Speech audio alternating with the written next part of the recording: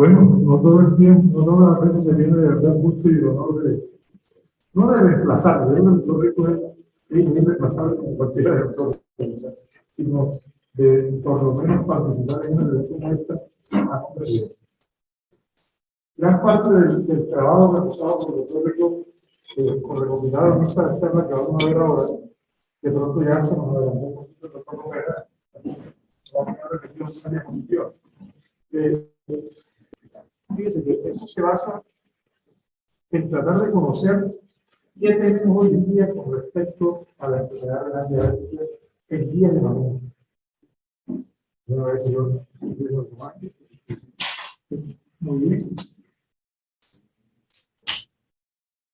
Ok, entonces fíjense que es un recorrido porque desde hace mucho tiempo se trataba de estandarizar algo que nos diera cómo, cuándo y a través de qué hacer un manejo integral del paciente con enfermedad renal diabética. Sí. Así que estos profesores. 6. Ok, y fíjense cómo en el 2010 se dio este camino. Vamos a hacer el recorrido histórico de esto, que es lo que nos lleva a continuación. Entonces, se ha hecho mucho énfasis en el manejo glucoséptico. Evidentemente, que ahí fue donde nació la situación. Ustedes se dan cuenta, miren, uno de los tributos de esta fue una PDS. Y una PDS, cuando salió, centró su atención en dos cosas. Una es decir, todo paciente con hemoglobina glucosilada por debajo de 6.5 retardaba la progresión de enfermedad renal. A la aparición de digamos que el mecanismo central fue la hemoglobina central. Y ahí se siguió el estudio fue la prolongación del estudio 6 años después de los mismos pacientes. Se comprobó que el efecto seguía siendo muy benéfico en mantener la hemoglobina glucosilada por debajo de 6.5. Pero esto tuvo su revés en esta situación. Fíjense que el estudio ATLAN y el estudio ARCO salieron, este fue el primero, con más de 10.000 pacientes, y comprobó que evidentemente había una disminución de los riesgos cardiovasculares y de la progresión de enfermedad renal diabética en pacientes con hemoglobina por debajo de 6.5. Pero, por sorpresa, cuando este estudio de ARCO tuvo una serie de pacientes que con esos menos de 6.5 se empezaron a fallecer y empezaron a tener complicaciones cardiovasculares importantes. En ese momento se habló entonces de la flexibilización de la hemoglobina glucosilada. Y dijeron, no todos los pacientes vamos a tener por debajo de 6.5 porque hay un grupo de pacientes que les va a tomar. Y eso, ahí fue cuando empezaron a publicar cada grupo y las demás vamos a ver a continuación que era importante en ese grupo de pacientes, más tarde vamos a tratar de orientar eso, en quienes había que mantener la hemoglobina glucosilada por debajo de 6.5 y en quienes había que mantener entre 7 y 7.5. Bueno, ya comentaba, creo que los dos casos, el mayor efecto realmente tenía preponderancia sobre las complicaciones vasculares, parece que por supuesto, retinopatía diabética y enfermedad renal. Entonces, como bien se comentó, miren, en el 2010 prácticamente todo estaba basado en manejar glucosa, en manejar niveles de glicemia. Más tarde se dijo, no, pero es que además de manejar esa glicemia hay que manejar la misma glicemia porque ambas son con efectos de defensa. Y esto fue lo que realmente marcó en ese momento lo que vamos a desarrollar ahora en adelante. Todo el camino de la guía que se ha desarrollado. Aquí, esta diapositiva me parece un poquito más complicada, pero era para mostrar la serie de elementos de estudios y los fármacos que preponderaban en ese momento.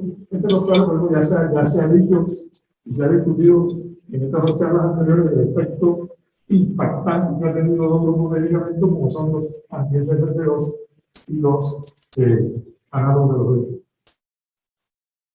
Entonces, se prolongó la situación. No, señor, ya también el doctor Lopera hizo énfasis en el famoso manejo holístico, que no es otra cosa que tener en cuenta que no solamente basta manejar glicemia, sino que hay que manejar lípidos, hay que manejar material, pero más que todo hay que manejar el riesgo gradual. De tal manera que otras vías, este es el camino que han seguido, vías centradas en el paciente individualmente y en comodidades, especialmente cardiovasculares y renales. Entonces, la misma pregunta que se plantea ahorita, ¿con qué guía contar, verdad? Hoy en día, por supuesto, la guía debe tener el impacto en el cual estamos haciendo mención, es decir, el eje corazón final. De tal manera, porque no voy a detenerme en mencionar cada una de estas cosas, porque estos son de pronto las más recientes en publicación de trabajos para tratar de evaluar, fíjense, las europeas, por ejemplo, en el 2019, y empezaron las publicaciones de los estudios que ya se mencionaron aquí anteriormente para tratar de hablar de anti-DMT2 y DMT1. Y recuerden que un poquito de historia. ¿De dónde nació Canilla? Normalmente antes del 2002 todos los americanos estaban referenciados pues, con cada uno y los europeos con sus famosos europeos. Hasta que en el 2002, en una reunión en Holanda, pudieron identificar esta situación para tratar de sacar un documento conjunto y ese fue el origen de Caligo. Así que hoy en día, Caligo es una herramienta realmente muy valiosa para los que trabajamos en esta situación, pues sigue siendo un punto muy importante. Esto parecería como el día de la operación, pero ya tenemos muchos. Ya no queda mucha situación para la pero todavía tenemos la esperanza. Bueno, este trabajo que ya mencionó el doctor López, en el cual, por supuesto, el caso de las personas que hacen parte de la. Yo pienso que un paso importante, si ustedes se dan cuenta, los que trabajamos en oncología, casi siempre nos llega el paciente y dice, no, el doctor me suspendió esto, o me suspendió el ARA2, porque ya me dijo que yo tenía 3 de insulina, entonces no podía. Entonces casi siempre estamos como en esa situación de disparidad, pero lo que hay que buscar realmente es no la competencia, sino la competencia. Este estudio realmente lo tengo que ver, que fue que existe un instituto de competencia, en donde, si ustedes se dan cuenta, pues están nuestros, hoy en día, ¿qué pasa con eso? Hoy en día, no podemos dejar por fuera que a nuestro mejor estrella y este momento de nosotros es interesante. ¿Cómo que por respeto a los otros privados que no se cerrar por ahí? Por eso traigo la diapositiva, no lo hago, porque usted yo tengo la. Entonces, fíjense, los amigos cardiólogos y nefrólogos lanzaron este estudio, esta revisión con algunas recomendaciones. Y esto es una parte que me parece importante. Existe el diabético tipo 2 de la hoy en día, la consulta de todos los nefrólogos a partir del 2017, cuando la AHA sacó su famosa publicación en donde dijo es que a todo paciente hay que estadificarle o estratificarle el riesgo cardiovascular, hoy en día tenemos que tener en nuestro computador la escala de estratificación del riesgo cardiovascular. Y no importa cuál escoja usted. Normalmente, pues bueno, los europeos popularizan mucho el sport y nosotros los americanos tenemos la base de errónea. Pero no importa cómo se case, después que se case bien, pero después que haga bien las cosas. Lo cual implica que a todo paciente hipertenso, a ver, con enfermedad renal, hay que estabilizar el riesgo cardiovascular. Y miren cómo esta respuesta, entonces, existe diabético, miren, de bajo riesgo no existe diabético. No existe diabético tipo 2 con bajo riesgo. Lo podrá clasificar en muy alto riesgo y a otros pacientes que tienen diabetes y tienen una enfermedad cardiovascular ya diagnosticada. Y así va a calificar los riesgos, que no es el objetivo de ahora de discutir tanto, pero es importante. La otra es importantísima.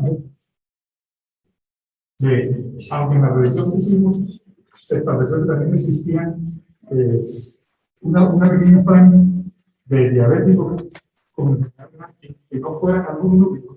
Pero hoy en día sabemos que la alumnúrica sigue siendo un factor de riesgo y un marcador realmente importante en determinar la progresión de la enfermedad renal diabética.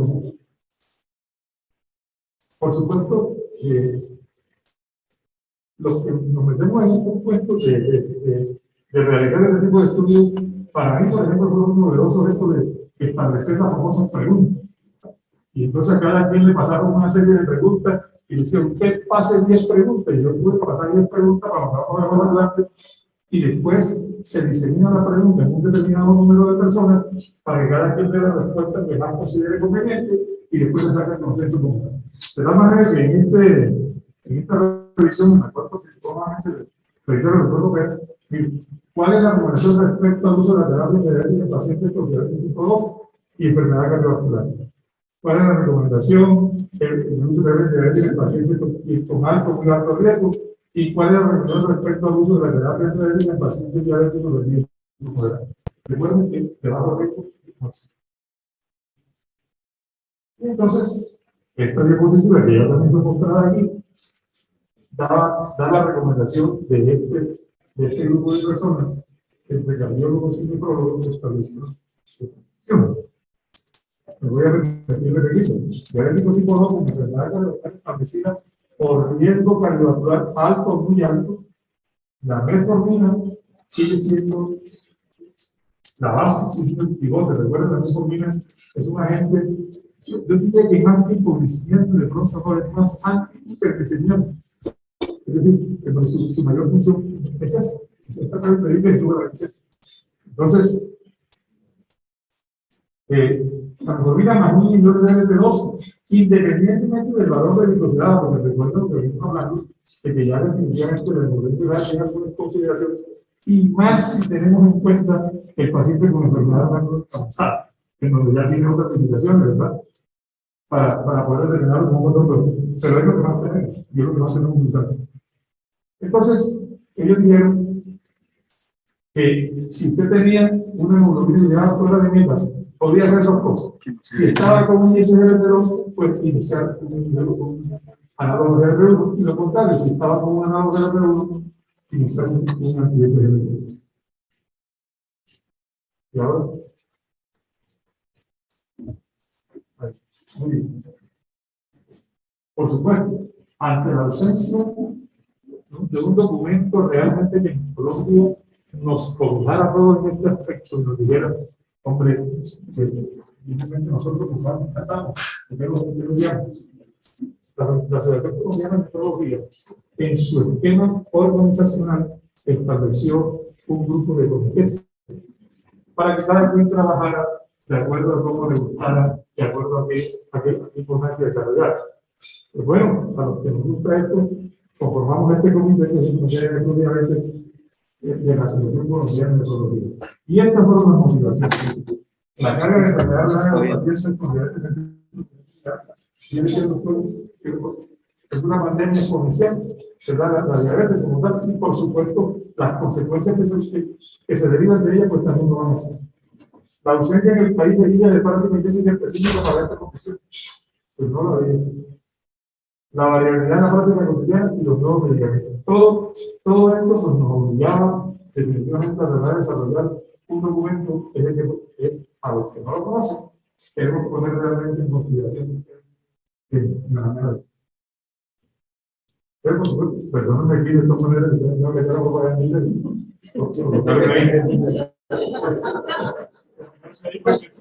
estoy haciendo parte de este honroso comité y mira que lo que vea.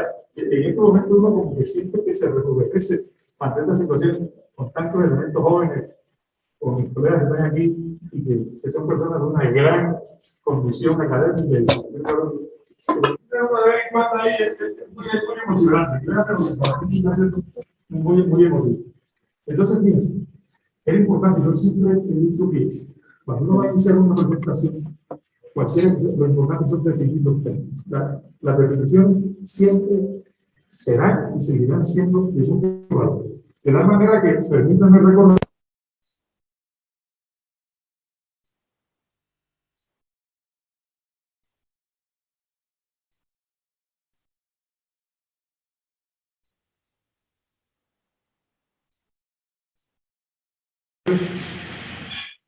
concepto y la recomendación de la. Y cuando se adapta a una vivienda, como dice aquí, es tener el valor, de obtener la consecuencia, bueno, perdón, en el concepto anterior, por supuesto, con permiso de quien lo hace. Y en adaptación, ahí sí tenemos ya la propiedad de poder modificar algunas cosas con respecto a lo que está publicado. Entonces, en ese orden de idea, nuestro documento es una adopción de diferentes días, ya que vamos a comentar a continuación, porque realmente digamos que el objetivo que se planteó en esta clase era plantear esto. Es decir, era dar a conocer a los colegas un trabajo que además lo bonito es un trabajo que significó el esfuerzo de muchas personas. Ustedes como ustedes pasaron muchas de las oídas. Entonces, un objetivo fue adoptar recomendaciones vigentes como que sean de implementación para la... bueno, esto de todos los elementos que hacían parte de la publicación de nuestra guía, se tomaron tres fundamentales. De acuerdo, organización, diagnóstico y tratamiento de pacientes con enfermedad renal diabética. Y por supuesto, a partir de ellas hemos actualizar y mejor calidad de todo. ¿Cómo se hizo la selección de la evidencia? Bien, prácticamente basada en evidencia, población, pacientes mayores de 18 años, el aspecto clínico.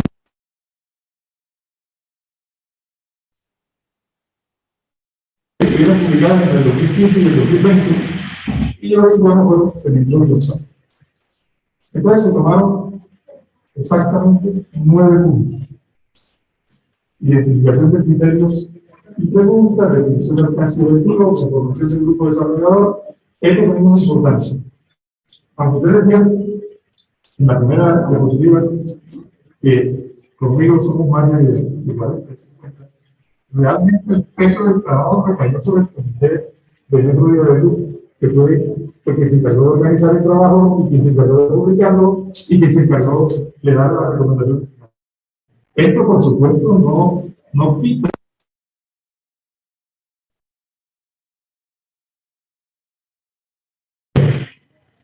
Entonces, la base de biología estuvo sobre una plataforma que lo pude entender muy bien, y sobre estos famosos AGRI-2, que no son más que recursos epidemiológicos que realmente las personas que les encanta esto pues ya tendrán cómo hacerlo más notorio.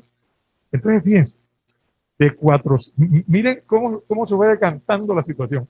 De 441 referencias, se excluyeron 372, nos quedamos con 69, de las 69 se excluyeron 42 para 27, y de 27 finalmente se quedaron exactamente 4 elementos para la guía de práctica clínica.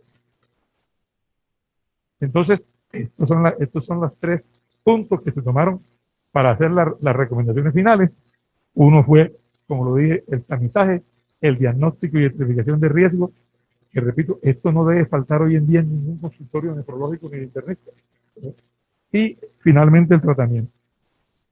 Entonces, en el tamizaje, estas 2 preguntas, estos 2 aspectos no escapan a la recomendación que ya desde hace mucho tiempo Cadigo lo había dicho. ¿Cuándo se debe empezar el tamizaje en un paciente con enfermedad renal diabética para los diabéticos tipo 2 y los diabéticos tipo 1? ¿Verdad? Yo pienso que ya cada quien lo sabe, pero no está de más que lo vayamos haciendo. Y finalmente, ¿cómo se debe hacer?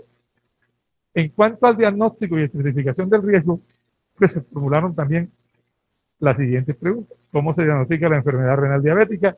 ¿Cómo se clasifica la enfermedad renal diabética? ¿Cuáles son las indicaciones de biopsia renal en pacientes con diabetes mellitus? ¿Cómo se evalúa el riesgo cardiovascular? Esta pregunta es muy importante porque fíjense, eso marcó hoy en día prácticamente la diferencia terminológica, ¿verdad? Y entonces resulta que ya es importante saber que ya no es lo mismo nefropatía diabética que enfermedad renal diabética. Y el término, aunque son síndromes clínicos, para usted poder decir que tiene nefropatía diabética debe tener la evidencia del cambio estructural. Y la única evidencia que hay de un cambio estructural es una biopsia, porque de otra manera no tiene cómo demostrarlo, ¿no? Entonces, ¿cómo se evalúa el riesgo de cardiovascular en pacientes con enfermedad renal diabética? ¿Cómo se evalúa el riesgo de falla cardíaca? Esto en cuanto al diagnóstico. Y en cuanto al tratamiento, las preguntas fueron un poco más numerosas. ¿Cuáles son las metas de control glicémico? ¿Cuál es la meta de tensión arterial? ¿Cuáles son las metas del control lipídico?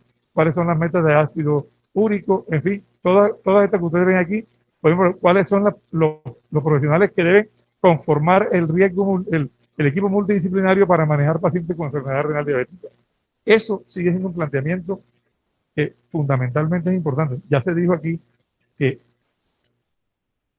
hoy en día, me voy a permitir aquí robarme un minutico más, hoy en día, fíjense que la situación, las mismas entidades EPS que manejan riesgo cardiovascular, que manejan pacientes con riesgo, o sea, que ellos estadificaron y dijeron, una manera de ahorrar dinero, por ejemplo, en la enfermedad renal crónica, es clasificar con riesgo. Y entonces crearon entidades que solamente manejaran lo que generara riesgo. Entonces, ¿qué genera riesgo? Enfermedad renal y enfermedad renal diabética, por ejemplo, genera riesgo porque además genera costos. Entonces, todo aquello que disminuye hospitalización, y entonces, hoy en día, por ejemplo, los programas de prevención tienen su base en esto. Pero si usted revisa los programas de prevención ahorita mismo, dice, yo pienso que la parte buena fue que dijeron, bueno, todo paciente con estadio 1, 2 y 3A debe ser manejado definitivamente por medicina de atención primaria o básica, que son el médico general y el internista. Y del 3B en adelante pasarlo allá. Pero después en cualquier momento discutiremos eso porque los tiempos de atención variaron y eso en eso no me manifiesto de acuerdo. Pero bien, de todo estos mecanismos donde 19 nos plantearon el interrogatorio, vamos a tratar de responder, de hacer la respuesta que se dio a cada una de las preguntas. Entonces, en cuanto al tamizaje, sí, la tamización debe comenzar con el diagnóstico de diabetes en personas con diabetes tipo 2 inmediatamente, porque ya eso estaba establecido hace tiempo. Es decir, cuando usted diagnostica un paciente con diabetes tipo 2, no sabe cuánto tiempo tiene de que es diabético, porque muchas presentaciones han podido ser anteriores a esto y él no se dio cuenta ni usted tampoco. Y los pacientes con diabetes tipo 1, definitivamente 5 años después del diagnóstico. Perdón.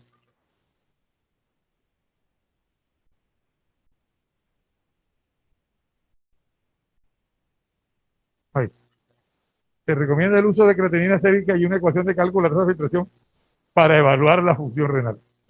Ya, eso es un punto de discusión. Acabamos de revisar incluso un trabajo temprano que nos mandó ahorita uno de los colegas, en donde siempre nos vamos a casar cuál es la mejor que vamos a usar. La Asociación Colombiana de Nefrología, al igual, no puede salirse del contexto que estableció el gobierno colombiano a través de la cuenta de alto costo, en donde solamente acepta Cocros Gold. Entonces, es decir, que todos sabemos que no estamos de acuerdo, que definitivamente tendría que ser una que planteara más, pero esto sigue siendo así porque si usted no pone Cocros Gold en la historia, se la glosan y después entonces devuelven la situación. Se sugiere utilizar,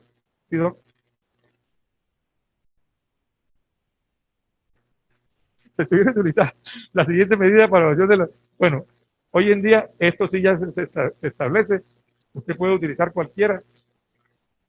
La recomendación puede ser más válida para determinar la relación albúmina-creatinina en orina, para determinar albuminuria.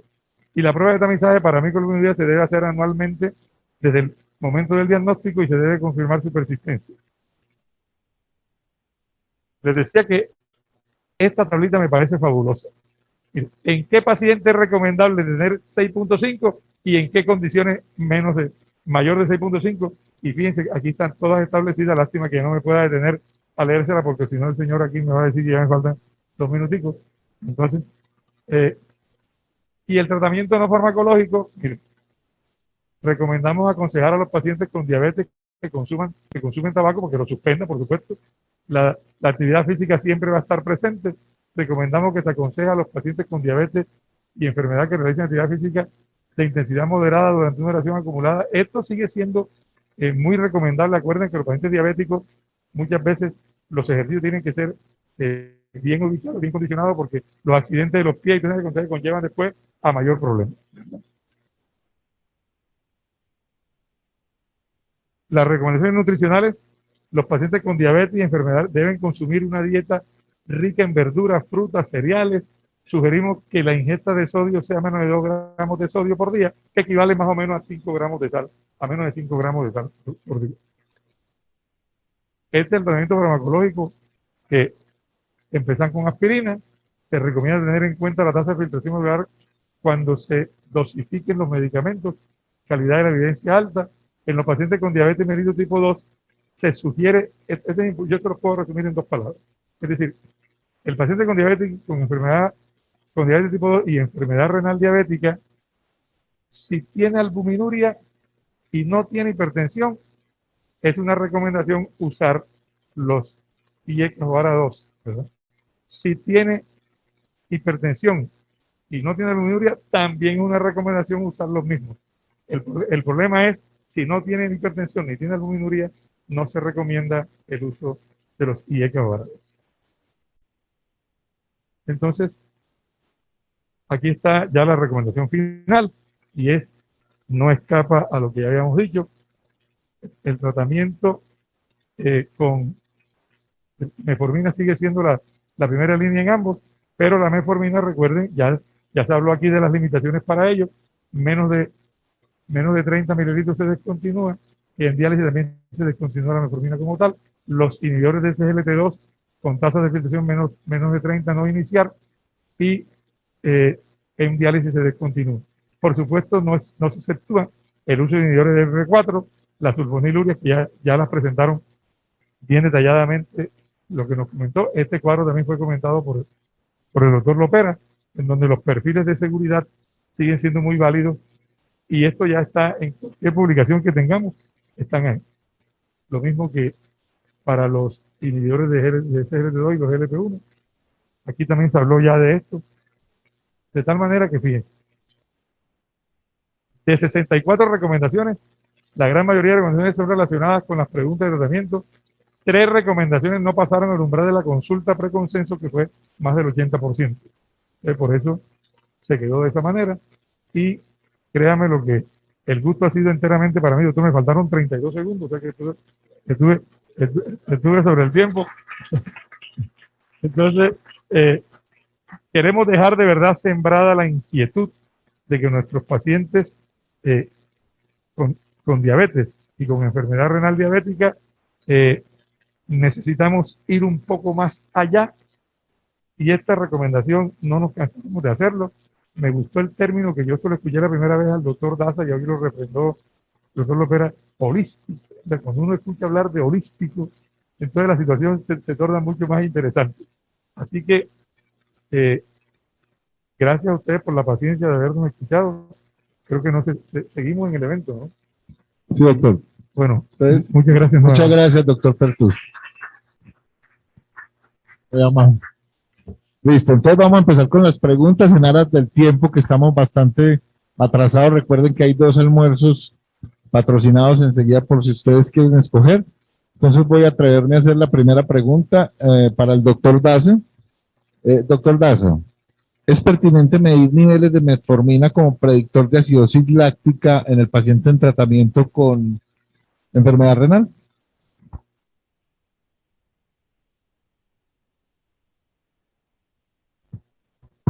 Gracias por la pregunta. No, realmente la medición de metformina puede ser costosa, no está disponible en nuestro medio, y siempre que usted prevea que la dosis de metformina está ajustada de manera adecuada a la tasa de filtración actual, es poco probable que usted vaya a tener complicaciones. En el estudio que les mostré del 2018, algunos pacientes tuvieron picos en los niveles de metformina. Esos pacientes que tuvieron más de 2.5 no se correlacionaron con niveles de lactato elevados, y lo contrario, o desde el otro extremo, los pacientes que tuvieron niveles de lactato por encima de 2.5 no se correlacionaron con niveles elevados de metformina.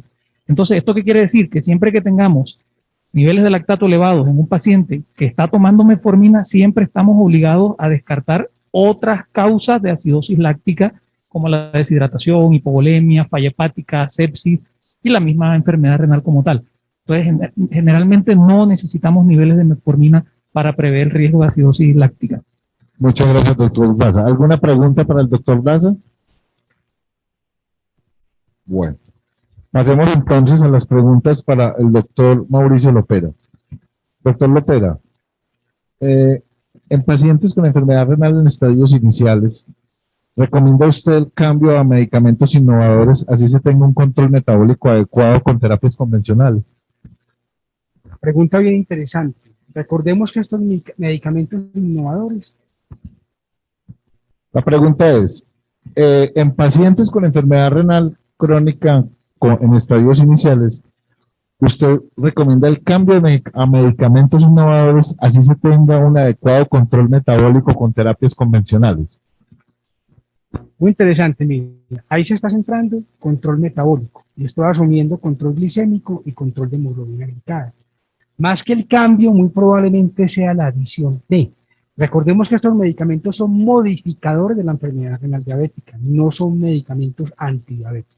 Entonces, si tengo un paciente perfilado, ya el doctor Pertus lo decía, no existen diabéticos tipo 2 de bajo riesgo, mínimo son de riesgo moderado. Tengo un paciente que es lo que vemos en vida real, de alto o muy alto riesgo, adicionar una terapia innovadora como un inhibidor SGLT2 o un análogo GLP1 va a ser ganador. Va a ser ganador en términos de la mortalidad cardiovascular, de impactar en albuminuria, mantener tasa de filtración glomerular. Y si el paciente tiene ya enfermedad cardiovascular establecida o un riesgo muy alto, creo que más que suspender los otros es adicionar de acuerdo al perfil que tenga usted el paciente. Si predomina más la enfermedad cardiovascular, un fenotipo más aterosclerótico o un fenotipo más cardiovascular, más hemodinámico. Y una última pregunta El para doctor Daza quiere hacer aporte.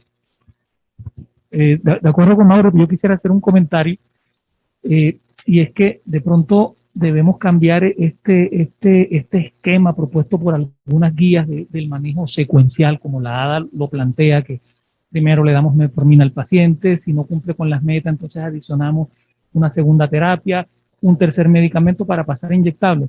Hay que recordar que los mecanismos de progresión de la enfermedad cardiorrenal es multifactorial, no es un solo mecanismo, son varios.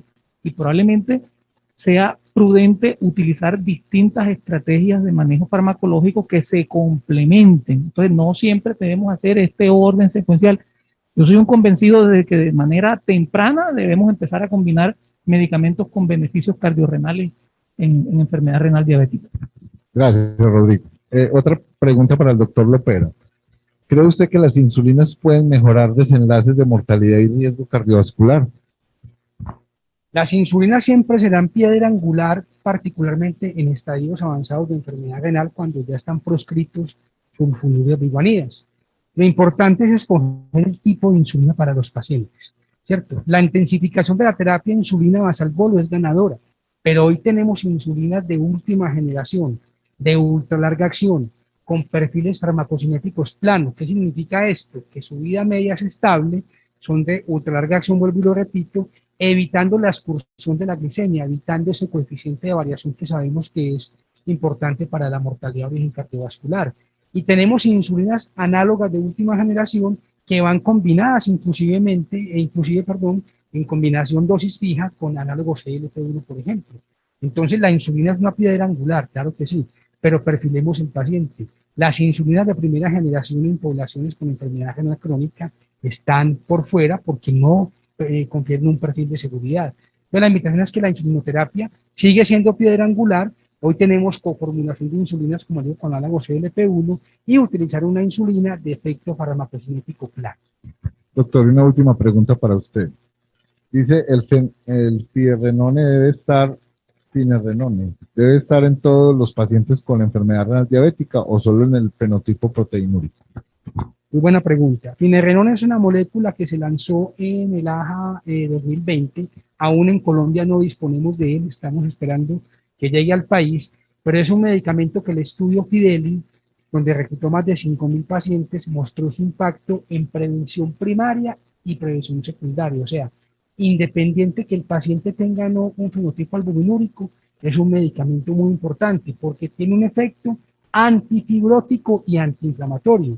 Y recordemos que parte de la génesis de la progresión de la enfermedad cardiovascular de los pacientes diabéticos es esa estimulación del RAS, que tiene un objetivo netamente proinflamatorio. Entonces, finerenone va a ser otro medicamento innovador, ganador, para lo que decía el doctor Daza, tempranamente, ¿cierto? Todo el mundo hace intervenciones cuando el paciente se infartó, cuando tuvo el SB, cuando la tasa de filtración está por debajo de 30 mililitros minuto, cuando está en proteína nefrótica. No, creo que nuestro papel es interrumpir ese continuum y hacerlo de manera temprana. Entonces, la respuesta que a finerenone es un medicamento. Cuando lo tengamos disponible en nuestro país, utilizarlo tempranamente. Y por último, doctor Pertus, ¿qué importancia considera usted que tiene la realización de unas guías de enfermedad real diabética en nuestro medio? ¿Qué impacto espera o cree usted que está buscando la Asociación Colombiana de Nefrología con la publicación o adopción de estas guías? Bueno, como dije en un principio, no teníamos. Es decir, hoy ya podemos mostrar un trabajo que va a estar orientado y direccionado a que cada uno de nosotros ya sepa por lo menos qué hacer. Y un qué hacer basado en muchas evidencias. Entonces yo pienso que sí, se torna impactante para que nosotros tengamos una mejor organización. Miren, yo me acuerdo que no es lo mismo, aunque no es lo mismo, cuando se citan los estudios de ensayos clínicos y todas estas cosas, siempre se torna el que hay criterios de inclusión y criterios de exclusión. O sea que definitivamente el estudio pueda que en un momento dado tenga algún tipo de sesgo como tal, que no es lo mismo que el quehacer diario. Entonces hubo un estudio pretela que se publicó hace mucho tiempo en donde se comparó el efecto que podía tener un medicamento en lo que se hacía diariamente en el consultorio y en lo que se hace en los ensayos clínicos. Entonces hemos tratado de hacer un documento que pueda, que en este momento se tomó por supuesto de referencias internacionales muy bien documentadas, pero que tengamos algo nuestro. Es decir, y que usted hoy en día en su consultorio pues sepa, es que puedo hacer esto, puedo recomendar esto y no lo está haciendo mal. Yo pienso que el impacto, doctor, es que realmente tengamos con qué orientar y con qué favorecer a nuestros pacientes para eso. Muchas gracias, doctor Pertus. ¿Hay alguna otra pregunta? Doctor.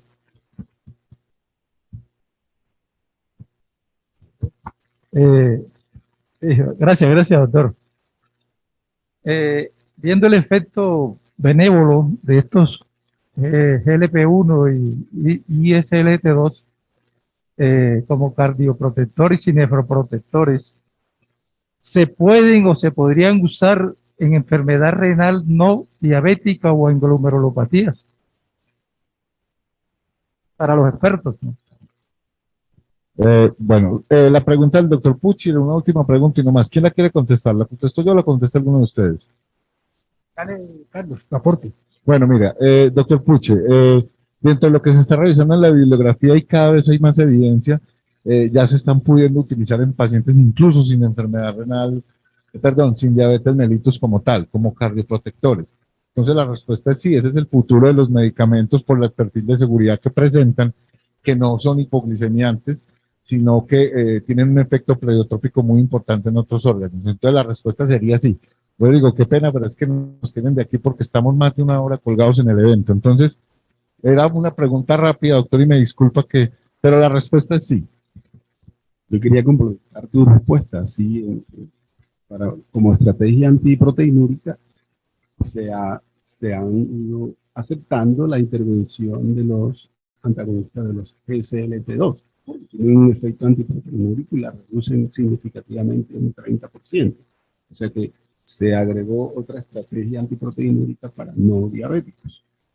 Y yo quería profundizar un poquito en la pregunta que le hicieron al doctor Pertus, que me pareció pertinente. ¿Cuál es el impacto que tiene en este momento la sociedad científica y específicamente la nuestra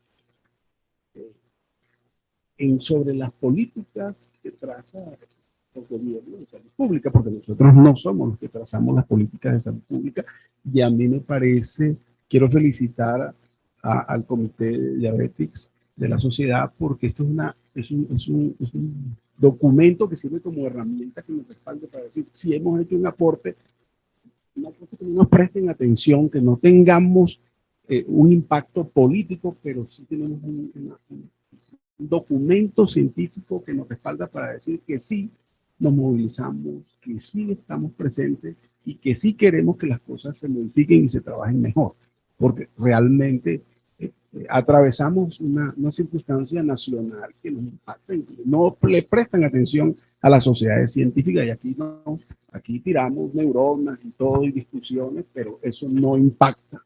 Por eso sí me parece importante y quiero felicitar a los que hicieron este documento. Muchas gracias, doctor.